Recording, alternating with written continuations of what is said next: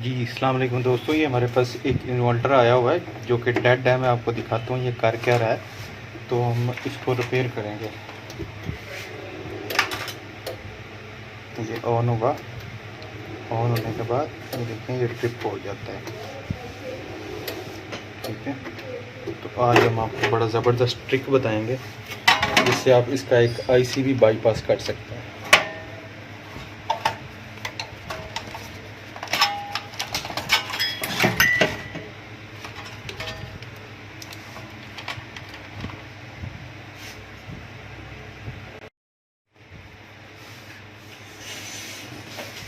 इसको सबसे पहले तो आपने ओपन करना है। ये ट्रांसफार्मर की तारें हैं, इसके नीचे इसकी प्रिंटिंग भी हुई है। इसके ऊपर सारा इन्होंने लिखा हुआ है येलो, ब्लैक, ब्लू, ब्राउन, बाबडा। ये ट्रांसफार्मर की तारें हमने अलग कर दी। ये ट्रांसफार्मर होता है, इसका स्टेबलाइज़र का ये काम कर रहा है। अगर आपके बाबडा के वोल्टेज पीछे से कम आ रहे हैं तो ये आपको आगे 220 वोल्ट देगा। पीछे से बेशक 110 आ रहे हैं या 110 से भी नीचे आ रहे हैं, आगे आपको जो आउटपुट मिलेगी वो 220 ही मिलेगी। ये ट्रांसफार्मर का ये फ़ायदा है। ठीक है, इसको हमने निकाल दिया। फिर ये तारें वो तो आपको पता ही है जैसे कि निकालनी है। इसको ओपन कर लें।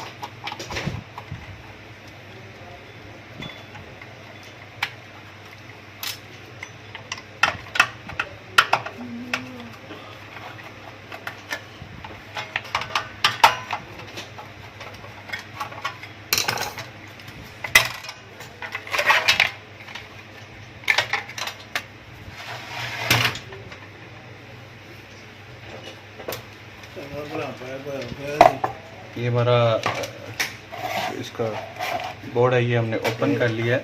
प्रॉब्लम पहले आपने देखी है, इसमें प्रॉब्लम क्या है तो आप ये दोबारा चेक कर लें।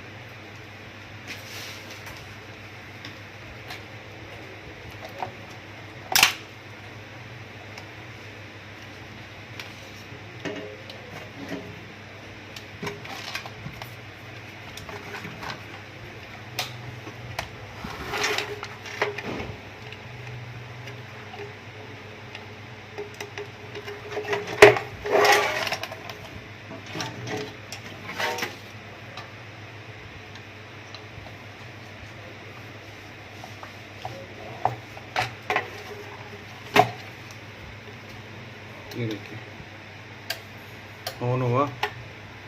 ऑन होते साथ ही ये ट्रिप कर रहा है। तो अमूमन जो दूसरे मॉडल होते हैं ना, इनके ओमेज ले लें या किसी भी कंपनी का ले लें, उसमें इन्होंने यहाँ पे जो होती है इसकी सप्लाई, वहाँ पे इन्होंने LM358 लगाया हुआ। यहाँ पे इन्होंने वो नहीं लगाया हुआ। यहाँ पे आपको मिलेगा ये है 82 4M जो इसका ये आईसी लगा हुआ है। ठीक है, तो ये आईसी में इसके प्रॉब्लम है ये वाली। तो ये हमारे पास तो अवेलेबल नहीं है। तो हम इसका देखेंगे कि हम इसको बाईपास कैसे कर सकते हैं। सबसे पहले आप बैटरी की तारें लगाएं। ठीक है, उसके बाद अगर आप इसके वोल्टेज देखेंगे ना, यहाँ पे अगर इस तरह का प्रॉब्लम आ रहा हो, सबसे पहले आप वोल्टेज भी देख लें। बाद दफ़ा बैटरी के अगर वोल्टेज कम होंगे तो ये काम नहीं कर रहा होगा। ठीक है, तो हमने बैटरी के वोल्टेज चेक किए, हमारे बैटरी के वोल्टेज बिल्कुल ठीक हैं। फिर आप आ जाएंगे बैटरी की जो इसका बैटरी वोल्ट को जो एरिया सेंस कर रहा था, यहाँ पे आ जाएं। यहाँ पे बाज़ दफ़ा प्रिंट डैमेज होता है, तो ये भी हमारे बिल्कुल ठीक है। ठीक है, आगे आ जाएं। यहाँ पे ये ठीक है, जो यहाँ पे वोल्टेज आना चाहिए वो इसके, जब हम इसको पल्स देंगे तो यहाँ पे कोई 1-1.5 वोल्ट यहाँ पे इसका आ जाएगा। ठीक है, तो ये भी आ रहा है तकरीबन, ये भी ठीक है। तो अब हम देखेंगे इसकी वो रेजिस्टेंस डैमेज तो नहीं है इसी एरिया में।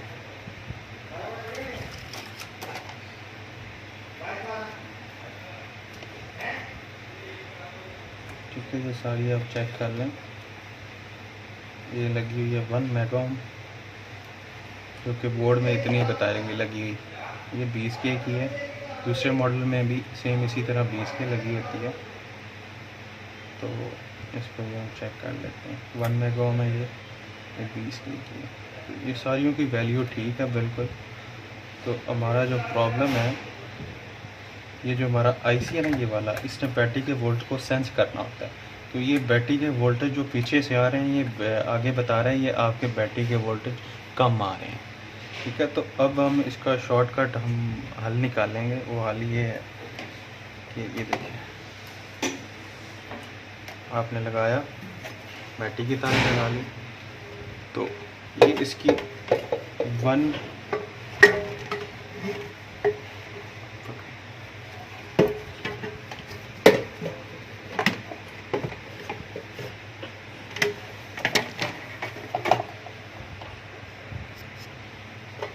ये देखें। ठीक है, अब आपने क्या करना है, इसकी 1 और 2 नंबर पिन को आपने शॉर्ट कर देना है। उसमें आपका फ़ायदा ये होगा, ये पीछे से अगर आपके वोल्टेज कम भी आ रहे हैं ना, तो आगे ये यूपीएस को बताएगा आपके वोल्टेज, ये आईसी को बताएगा कि ये वोल्टेज ज़्यादा आ रहे हैं। ठीक है, तो अब ये देखें, एक ये इसकी रेजिस्टेंस लगी हुई है 22 की। ठीक है, इसको हम शॉर्ट कर देंगे। जब आप शॉर्ट करेंगे ना, तो आगे अगर पीछे से 12 वोल्ट आ रहे हैं, तो आगे ये वोल्टेज यूपीएस को बताएगा कि आपके वोल्टेज ज़्यादा आ रहे हैं। ये जो बैटरी सेंस वाले वोल्टेज हैं, उनको ये ज़्यादा करके आईसी को यही बताएगा कि पीछे से वोल्टेज पूरे आ चुके हैं। ठीक है, तो ये जो ये ट्रिप होगा, सबसे जो इम्पोर्टेंट बात थी जो आपसे शेयर करने की। बाकी जितने भी मॉडल है ना, अगर आप उनको यूज़ करते हैं तो वो इस्तेमाल हो रहे होते हैं। ये देखें, जैसे कि मैंने इसको ऑन किया, ये इसको हमने ऑन किया, ये देखें ऑन होके ये ट्रिप हो गया यूपीएस, ये ऊपर एरर का निशान आ गया, फॉल्ट लिखा आ गया। तो कुछ दोस्तों को पता नहीं होता कि इसका ये प्रॉब्लम क्या है। वो यूपीएस के बोर्ड को रिपेयर कर रहे होते हैं, उनको समझ नहीं आ रही होती। तो इसका पंखा जब तक इसको फ़ैन आप नहीं लगाएंगे तब तक ये काम नहीं करेगा। ठीक है, तो बाकी जितने भी मॉडल हैं उनको अगर आप पंखा नहीं भी लगाते ना, तो वो चल रहे होते हैं। ये देखिए, मैंने अभी पंखा लगाया, जिसका एरर आ रहा था ना, वो अब ख़त्म हो जाएगा।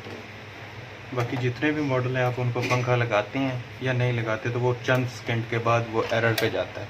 तो ये वायद एक मॉडल है, इसको आप पंखा नहीं लगाएंगे तो ये ट्रिप करेगा, ये ऑन नहीं होगा। तो ये हमने पंखा लगाया, तो ये देखिए यूपीएस हमारा बिल्कुल ठीक हो गया, ये चलना शुरू हो गया।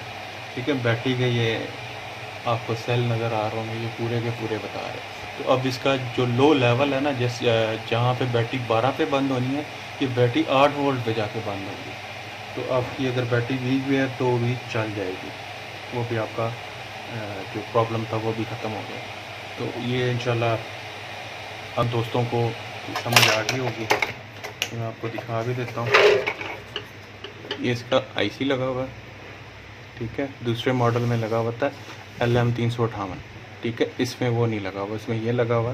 ठीक है, इसकी ये वाली रेजिस्टेंस आपने, जो इसका कोड है R147, ठीक है, इसको आपने शॉर्ट कर देना है, या इसके ऊपर 10 ओम लगा दें, 1 ओम लगा दें, कोई भी आप इसके ऊपर रेजिस्टेंस लगा सकते हैं, या इसको शॉर्ट कर दें। ठीक है, तो पंखा अगर आप नहीं लगाएंगे तो ये एरर पे जाएगा। तो हम इसके ऊपर 1 ओम या 10 ओम लगा के देख लेते हैं। मेरे पास पड़ी हुई थी, वो हम लगा के देख लेते हैं।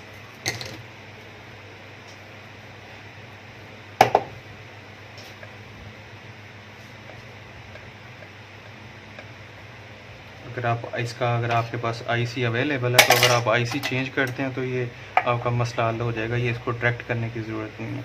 इसका आईसी जो है ना, ये ख़राब है, ये वर्किंग सही नहीं कर रहा।